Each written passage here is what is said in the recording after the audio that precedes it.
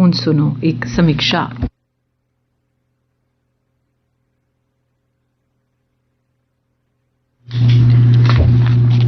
नवी राष्ट्रीय शिक्षा नीति की केंद्रीय मंत्रिमंडल ने 29 जुलाई 2020 की मंजूरी दी। इस नीति ने 1986 च बनी दी भारत की शिक्षा नीति की थार लैती। इस नीति कन्नै देशै दी शिक्षा व्यवस्था ते सरिस्ते च एक बड्डा सकारात्मक बदलाव आया है। इसदे च शुरुआती शिक्षा थमां लेइयै उच्च शिक्षा तगर एक प्रारूप पेश किया गया है, जिसदे च ग्रामीण ते शहरी दौनें खेत्रें च व्यावसायिक प्रशिक्षण शामिल है। राष्ट्रीय शिक्षा नीति 2020 गी शुरू करने का मुक्ख मकसद भारत की शिक्षा नीति की परतियै नमें सिरेआ संरचना तैयार करना है। राष्ट्रीय शिक्षा नीति च बहुभाषावाद ते भारतीय भाषाएं गी बढ़ावा देने पर जोर दिता गया है। इसदे मूजब घट्टो घट्ट 5वीं जमात तगर प्रमुख करी 8वीं जमात तगर ते उसदे थमां अग्गे तगर दी शिक्षा दा माध्यम घरेलू भाषा, मातृभाषा, मुकामी भाषा या क्षेत्रीय भाषा होग।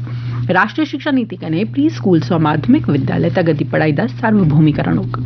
पहले 10-2 दा पैटर्न अपनाया जंदा हा, जेड़ा हुन 5-3-3-4 च तब्दील होई गया है। प्रधानमंत्री नरेंद्र मोदी होरें आखेआ जे नमीं राष्ट्रीय शिक्षा नीति युवाएं गी बदलती परिस्थितियों के आधार पर फैसला लैने की मती आजादी यकीनी करती है।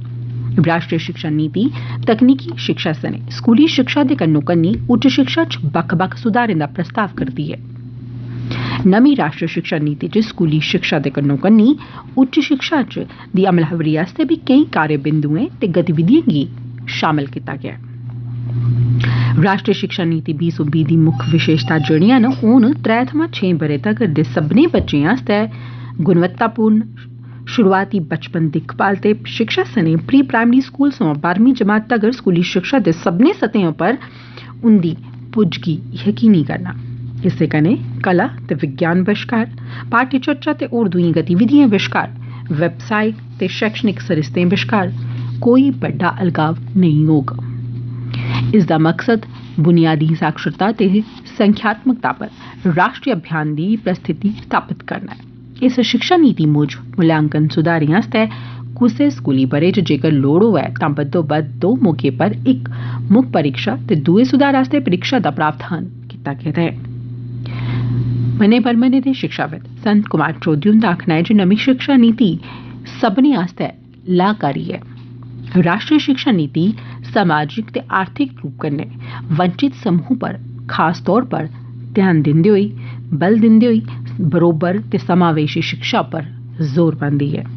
इसदे च शिक्षकें दी भर्थी ते योग्यता दे आधार पर प्रदर्शन आस्तै सुदृढ़ ते पारदर्शी प्रक्रिया, राज्य स्कूल मानक प्राधिकरण की स्थापना, स्कूल ते उच्च शिक्षा प्रणाली च व्यावसायिक शिक्षा लागू करना ते सकल नामांकन अनुपात गी बढ़ावा देने आस्तै मुक्त ते दूरस्थ शिक्षा दे विस्तार पर जोर दिता गेदा है। इसदे मूजब व्यावसायिक शिक्षा उच्च शिक्षा प्रणाली का अंतरुट हिस्सा होग।